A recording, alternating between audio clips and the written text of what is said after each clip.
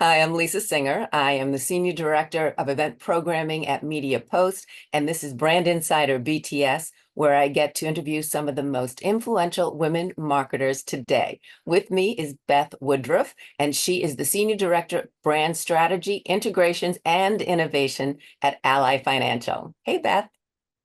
Hi, Lisa. It's so good to chat with you again. Yeah, it's awesome to chat with you. Again, meaning you were at our last, not our, how long ago was it now? It all blends in. The last event Early this year. It was early this year, or spring. in spring. Okay. Like everything spring now seems like last year. For So, sure. but yeah, you were awesome. So, it was great to hang out with you there. And now I love that I can find out a little bit more about you than just what strategies you're doing. Yes, and same for me. I love to chit chat, so this has been something I've been really looking forward to.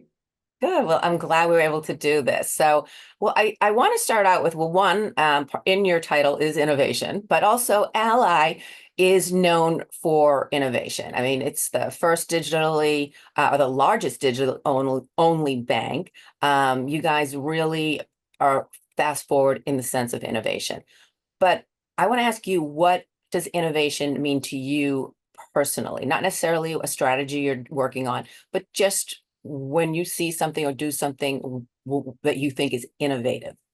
Yeah, it's such a great question. I think it's so easy for people to instantly think of innovation as technology, and I have always thought of it, from a marketing standpoint, as something so much bigger.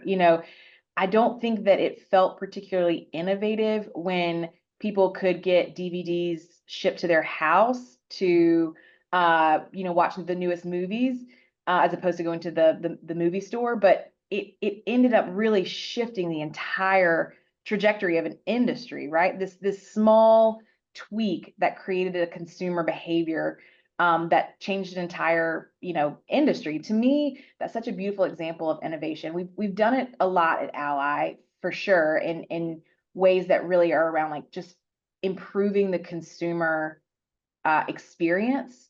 So, some examples that I like to use when I think of innovation are, we were born, Ally was born in the same year as the iPhone was made, which is kind of crazy to think that that we were launching an online only bank before like the phenomena of having a computer in your hand all the time. But one of Wow. the things that we really, set out to do was create a more transparent world, or a more straightforward world for consumers. So we had this feature that we launched on our website called the dejargonator, and you could scroll over really complex banking terms and it would give you a layman's like definition of it. And to me it was so innovative because it addressed a consumer pain point we had, which is like we feel like banks are speaking languages we don't understand, and it really brought something new to the experience that instilled trust. So I think about that a lot. I think about like how do you use innovation to address a consumer pain point that maybe they don't even know they have. It's Mhm. all about this iteration. Doesn't have to be technology, but how can we make small tweaks to programs to sort of make something more impactful for the consumer, and really ultimately something new comes from that. So it's bigger than technology to me. It's bigger than just like the whatever the platform of the year is. It's something built into the DNA to sort of say we want to make a better experience for consumers.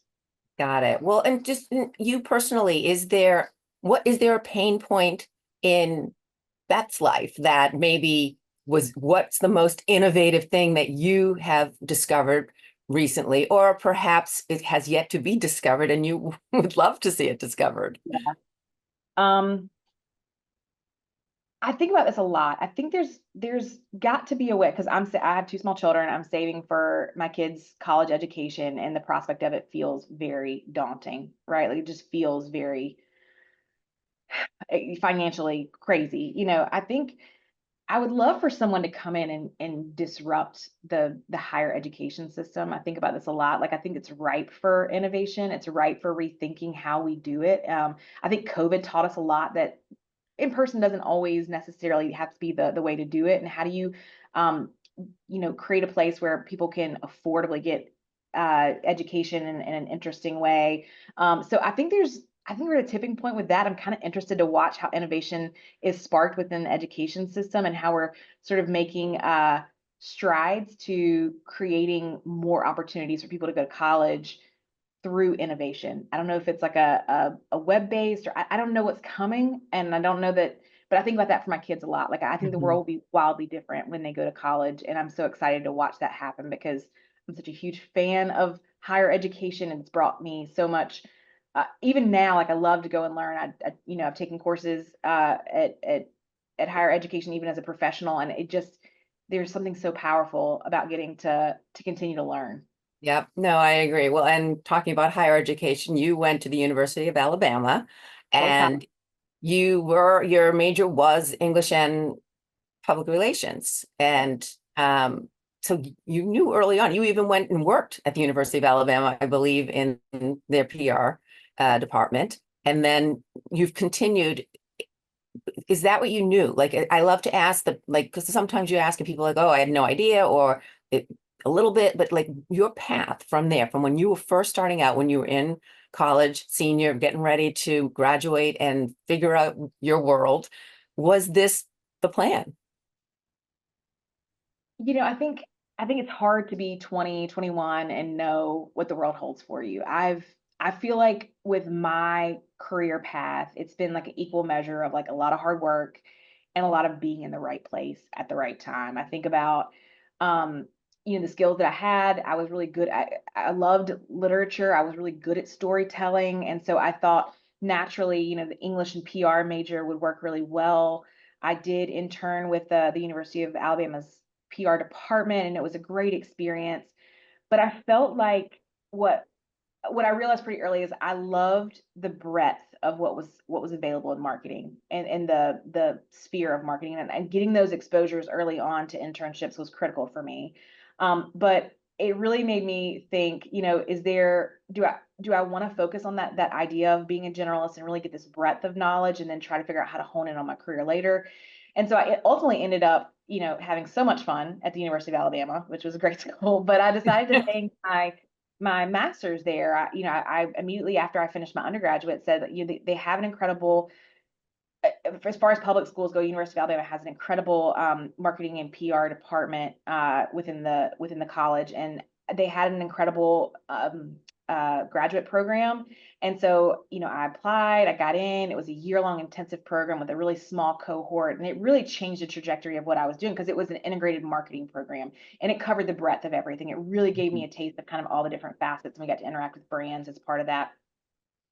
From there, after I graduated, I moved to Charlotte in 2008, and like every 21, 22-year-old, like I had the audacity to think that people would like, just be lining up to hire me, which was a really good, humbling experience to find that was not the case. For But it was all of us. yeah, it was a really wild time. 2008 is like right when the market was sort of falling apart. And I didn't realize in hindsight, I can realize how precarious the situation was. But I walked into an interview, maybe 3 weeks before my cash flow was going to run out because I sort of came here with no job. And I walked into an interview, and I met a gentleman named Jim Gray at AAA. And he just was like, I see something in you. I want to hire you. And again, it was that right place at the right time. Somebody saw something in me, and he had business acumen. He wanted me to run the marketing for programs within AAA, but he was really insistent that I had a seat at the table. He was very much like, you need to understand the business. And so he had me be involved in the P&L. He had me really sit and learn the aspects of the business. And I think because I had a seat at the table there, I grew really confident in the fact that I had a voice and that I understood this, even being so young. So I think that I benefited from having leadership who saw a lot of potential in me and didn't keep things behind a closed door. They just assumed that I would understand and want to be part of every conversation, and that was huge. And then from there, I, grew my career and went to work at Driven Brands, which is a parent company of franchise organizations like Meineke and Mako and Take Five. And I started out as the director of marketing for Meineke, and really grew an understanding of the breadth of a national organization like that and a franchise-based organization like that. And then through my tenure there, I worked my way up to be to oversee brand for the entire Driven Brands portfolio. This is where I really understood the difference of like wanting to be a brand storyteller, like looking at that higher order messaging and how can I really craft a narrative that solidifies what this brand is. And then I had patiently waited for an opening at Ally. I had wanted to work here so bad. This is 9 years ago. I waited until a position came open in the brand space, and I called every person who I knew would even be closely affiliated with the hiring manager and asked me everything I could because I had heard about the culture. I'd heard about what they were doing. It was so innovative. It was so fresh. It matched my value set. And I just wanted to be a part of what they were doing. And so, 9 years later, I've really expanded my role here and grown within this company and learned so much. But I came in under leadership like Bridget Sponsky and Andrea Yeah. Bremer, who's CMO, and they also have cultivated me. There was such an intentionality of them seeing potential in me and trying to cultivate me. So I think I have a good foundational like work ethic, and I think I'm smart and I can do the work, but I had to be really cognizant that there are people who were seeing more in me than I saw in myself that were constantly trying to push me to like imagine the world differently, imagine my skill set differently. And that's made all the difference in my career and given me so much confidence in my ability. Well, and I think that's awesome that you had these people in your life and still do that, as you say, they saw something in you and they gave you opportunities that maybe, early on when you were first starting, this Jim Gray, was that his? Right? Yep. He gave you the chance when maybe you weren't quite ready, but he saw something and Yeah. he helped to cultivate that. And now with Bridget here at Ally, and she's doing the same for you, seeing things you obviously had more to bring to the table when they brought you in, but again, bringing more out from you. Yeah. And one, I guess, do you try to do that yourself now with people who come in and work under you?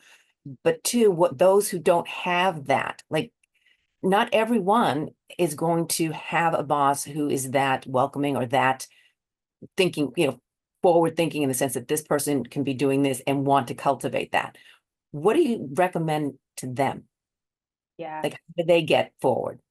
I mean, it's as you grow in your career, I'm a firm believer. I think this is probably true for women in particular. I've thought about this a lot because I know there's so much more expectation on women as they climb the ladder to sort of bring people up with them. And I do think it's my responsibility, right? Like it is my job to pay it forward to young talent, to really wade in and be intentional about how we continue to grow them and cultivate them, even if I'm not managing them. I really, really try to have an open door policy while I'm here in the office. And I do try to be in the office as much as I can.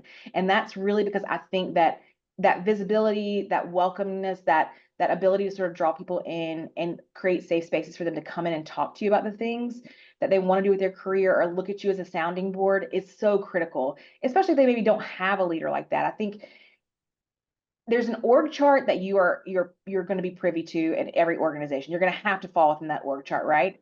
But that doesn't change your sphere of influence, and that doesn't change what you can do as you seek out mentors or as you look to mentor other people.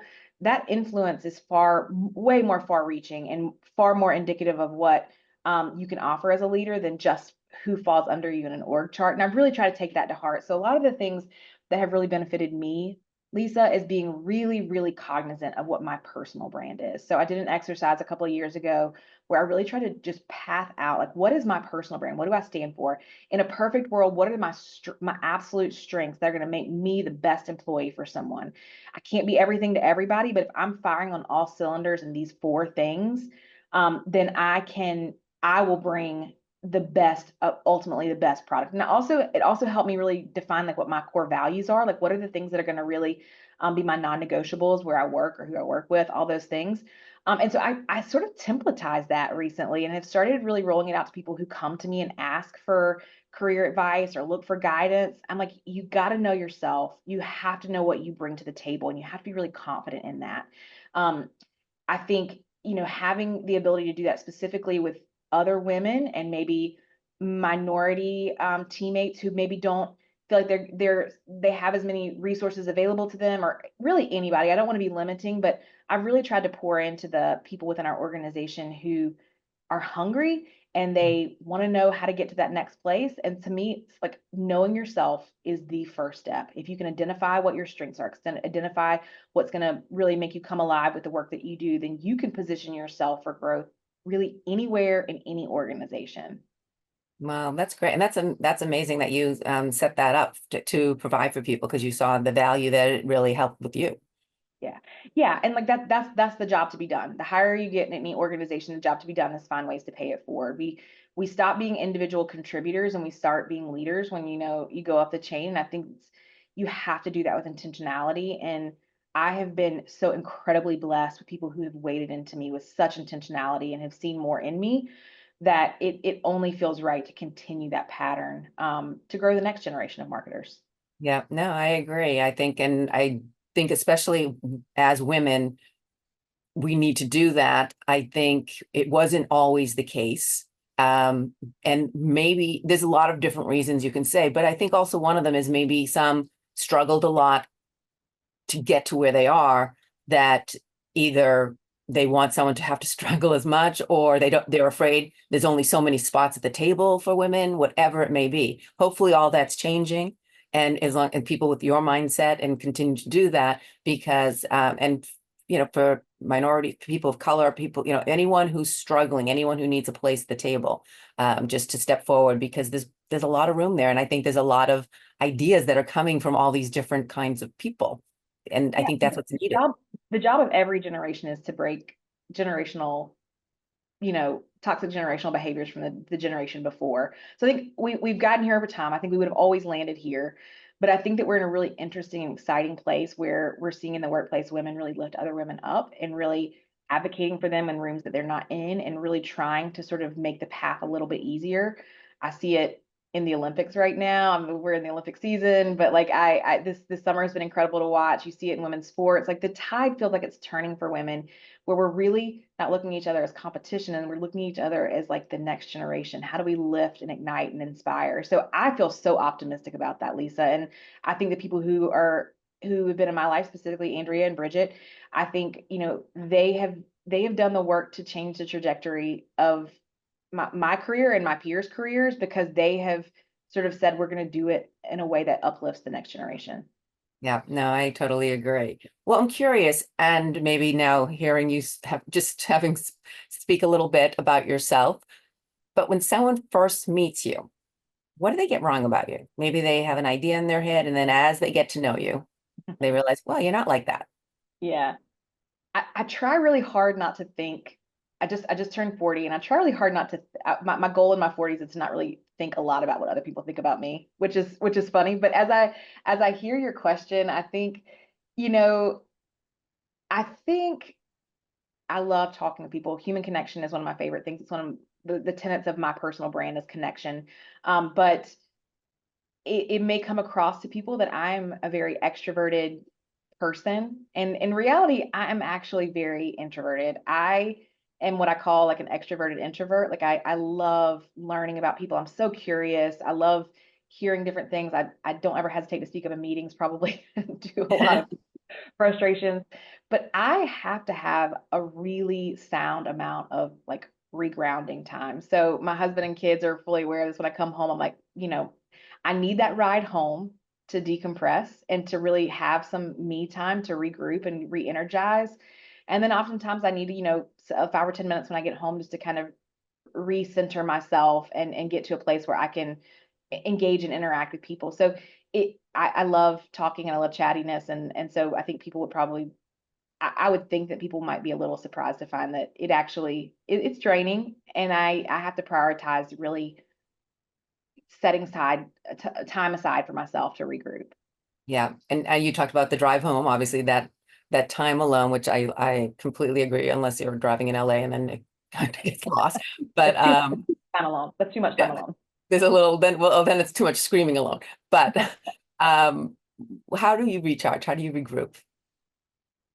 I really get a lot out of um, podcasts. I love learning. So having something always in my ear on headphones, either audiobooks, podcasts, constantly trying to sort of uh, take in the world around me, understand. I do thrive in like learning about what's new and next in culture. So I love doing those things to sort of have when I have moments to myself. I'm probably more than likely listening to a podcast or I'm listening to an audiobook. Maybe scrolling TikTok. Everybody's got their addictions there. But I do want to make sure that my time and resources are spent fueling me and what drives me. And a lot of that is just being super curious about the world. So I think educating myself through a myriad of different podcasts. They're not all educational. I don't want to act like I'm smarter than I am. Some of them are, you know, pop culture podcasts, and some of them are business podcasts. But that really rejuvenates me and makes me excited about what I can bring to my family, my career, my friends, everything. Yeah, definitely. Well, yeah, I agree. I think I like something. It's funny you say you like something in your ear. Having something in my ear, whether it's listen, maybe whether it's just listening to music or whatever it may be, it makes me focus more. And I don't know if that's working in the newsroom or what, but if it's too quiet, then I'm all like my mind, like I could just go off into anywhere, like and I start thinking of things I need to do tomorrow or whatever it may be. But when I have that distraction, that it makes me then think of it, like, not something that's really interesting, like if it was a really interesting podcast, but just whether it's music or just a background on a TV show or something like that. I don't know. I mean, do you find that as well, or is it just I me? have a 3 and a 5-year-old, Lisa. So anytime it gets quiet anywhere, it's like flashing lights go off in my head, like something terrible is happening right now. So I am the same. I'm a huge fan of music. I'm a huge fan of like Hosier. I've got to see him a couple of times last year, and I find it's a really grounding moment for me to like be able to indulge in something that brings me joy, and again, that kind of keeps my mind moving in an interesting way, like that I am engaged in kind of the world around me in an interesting way. And it does kind of ground me, having something kind of going, whether it's podcast music. Um, and again, I don't get a lot of quiet at my house, so it would be alarming if it did get quiet. Totally can get that.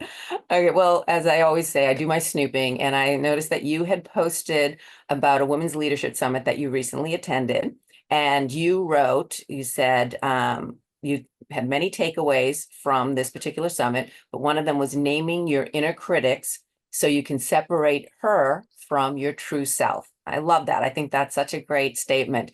But what I want to ask you, if you're open to answering, is who is your inner critic? And beyond that, to actually separate yourself it's easier sometimes said than done, I would think. So have you separated? Are you in like, where are you at for that point?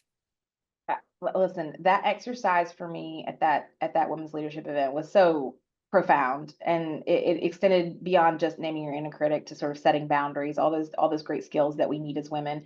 But yeah, I decided to name my inner critic Deborah, but it's spelled like Deborah, because that is the kind of chaotic energy that she brings. She's just, all over the place.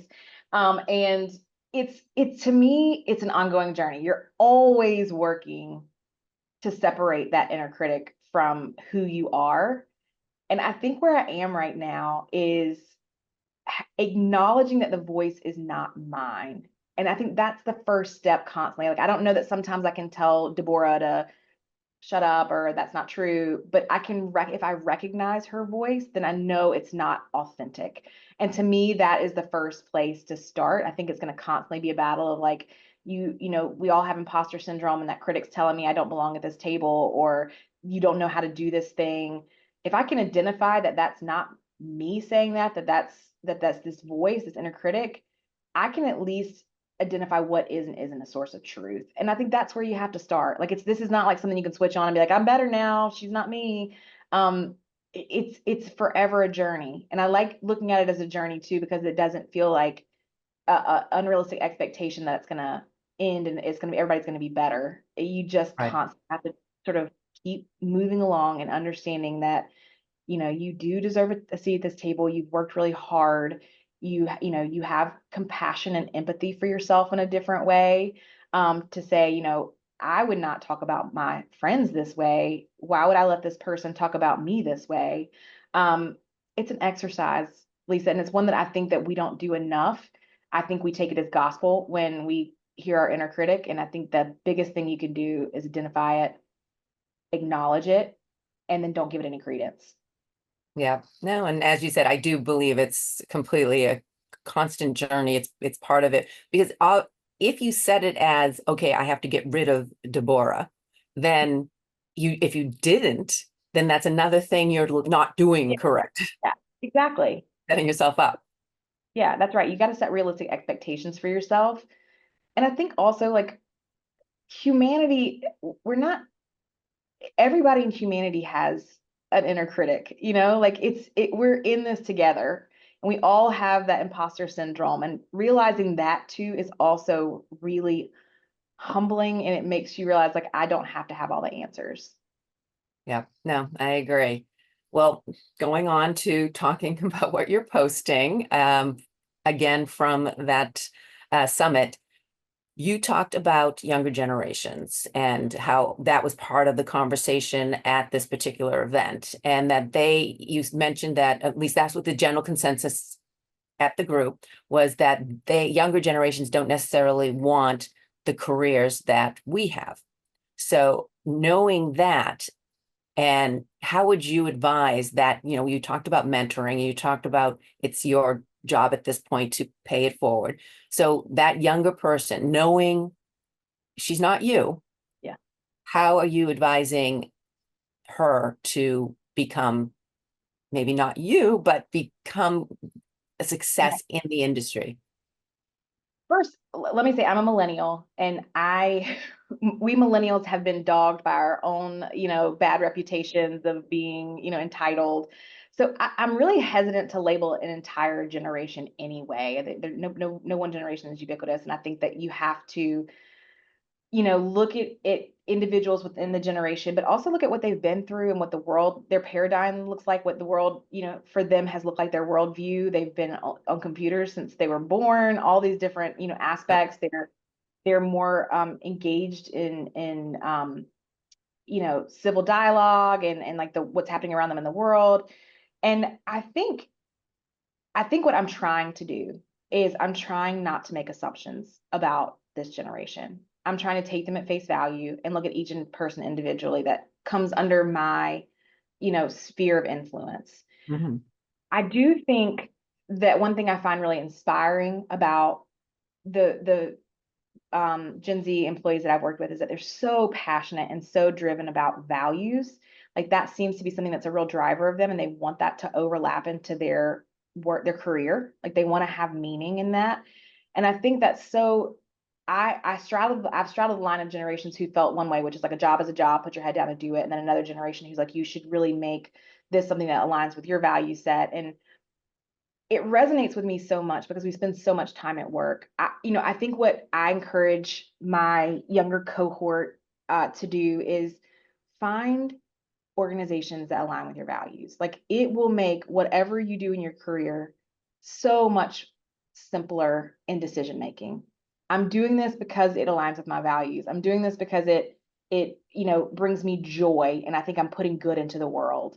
And I think it's hard. Sometimes it's hard to be like, well, you work at a bank. How do you do that? Like Ally 100% shares my values. Like we want to see a more equitable world. We want to see people reach financial health and people like have financial freedom, and we want to do that for a wide range of audiences. I think you can find that within any industry and organization, but you got to be really intentional about shopping for that. When you come out of college, I think it's easy to say like I want to take the first job that I'm offered, and a lot of people don't have the luxury to shop around. But when you're able to like search for internships, search for companies, really research the values that are important to you and find one that align with what you feel is your North Star, your value set. And I think the rest just falls in place so beautifully. And I think we can squabble about, do we want to be in the office, do we want to work from home, like those things. It's going to vary from job to job, so you shouldn't build your career on that. You should build Right. your career on like, where can I make impact on the things that matter to me most.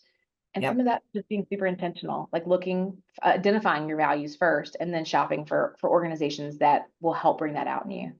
Yep. No, I totally agree. I think, I mean, everyone always says, well, if you love what you do, then you never have to work a day in your life. And I don't necessarily agree with that, because there's always aspects of life in general that you don't necessarily love, but you got to do, Yeah. and vice versa and same Yeah. with work. I say But this all to my team too. I'm like, if 60% of what you do in your job ignites you, yep, you are hitting the jackpot. There's going to be 40% that's paperwork. There's going to be 40% that's like having tough conversations, or, dealing just with the general workflow of an office life. But if Mhm. 60% of what you do ignites you and inspires you and aligns with what you want to do, you have hit the jackpot. Don't trade that 60% for that 40%. There's no job that's going to be 100%. You Right. got to Totally. figure out where you want to wade in and what can be the most beneficial for your life. Yeah. And to your point, don't lose the 60% because you want to work at home and you take a job that you hate and that bores you and that doesn't align with any of your values, but you get to work at home. So Yeah, you have to, you kind of, the to laugh value. at the word, you suck it up for the Yeah, things you don't necessarily like because it's giving you all the good that you do like. there's a value exchange for everything. That's right. Yeah, no, I totally agree. Well, what I think is really cool with Ally Financial is partnering with, or has been partnering with Reese Witherspoon's production company, Hello Sunshine, and who I love Reese and so much of the stuff that she produces. And you guys launched a 5-episode series on Roku called Side Hustlers. Okay. And by the way, #1 the first weekend. So congrats. That's Yeah, awesome news. thank you. So, well, for people who don't know, for anyone, the series showcases female entrepreneurs working, I guess it's kind of self-explanatory, to turn their side hustle into a booming business. Okay, so what I want to do is, and again, um, congratulations on that show. And I love that you guys are expanding and doing things, you wouldn't, as you said, you work at a bank. You wouldn't think that that would be something that a financial institution would be doing. So I think that's very cool. But for you yourself, is there a side hustle and what would that be? Or perhaps it's not something you're doing now if there isn't because of all your free time with 2 kids and your job. But what would you like it to be down the line? Yeah. I was going to start the answer to this by saying I do have a side hustle right now, and it's raising two rambunctious boys. But that is the plight of working moms for sure. But one thing that I identified last year that brings me an incredible amount of joy that I hope to get to do as a side hustle, maybe like long term as a main hustle, is teaching. I find so much joy in higher education and being able to sort of continue to grow knowledge, continue to grow my own knowledge from interactions with people who are in academia. I think there's so much that we can benefit people who are in organizations, who are executives who are working their way up their career, to provide guidance and intentionality for what that next step looks like. And so higher education, specifically around executive education, that would be an incredible side hustle for me, long term, is to sort of be able to interact in that space, give knowledge, mentor, counsel, as people are looking to take the next steps in their career. Yeah, no, I think that's awesome. So that, and I could see that totally happening. So for sure, but Lisa, the boys thank need to get a you. little older. Yeah, yes. But definitely. Okay, last question. Guilty pleasure. Not to learn, not to better yourself, just that guilty pleasure you love to do. I don't think I'm probably unique in this, but like I am a fiend for TikTok. Like the algorithm, I know there's a lot of questionable thoughts on it, but me personally, like I love the content is generated towards me. I love how funny humanity can be. I love like being able to kind of zone out and like see all the creative ways people are able to interpret the Olympics or interpret, pop culture in new and different ways. It's just that speed of culture that makes me so excited. I love the energy of it. And I love how funny people can be. Like I do think that like you see some of the funniest things, the most creative things there. And I find myself it's just going down a rabbit hole. And it is a time suck. I have to limit myself. My husband's not on TikTok, so he doesn't understand. He cannot relate or understand, but I uh I am constantly sending him videos like you've got to see this. It's hilarious. And I see the dopa hit happening. I get why people keep coming back because it is really a nice outlet to sort of decompress from the normal woes of the day. I don't want to be a doom scroller. I want to be somebody who is enjoying Yeah, humanity as much as I can. yeah. I actually get that with Reels. Is it like when I'm Because going through Facebook, I spend more of my time. I don't care what my friends are posting. Like I get sucked into all those little videos and I never had. I did, but it's just I started watching and now I'm like, I can't wait. I want to see the next thing. And so I totally get what you're talking about when it comes to that. Yeah, for sure. Well, Beth, thank you so much. This was awesome. I really appreciate you taking the time. Lisa, thank you so much for having me. This was such a fun chat. Good. I'm glad you enjoyed it. And thank you for watching. And as I always say, please, if you have anyone you want me to sort of pull back the curtain on and find out more about, let me know. You can email me, lisa@mediapost.com. I will do my best to get her. So thanks. And Beth, thanks again. Thank you.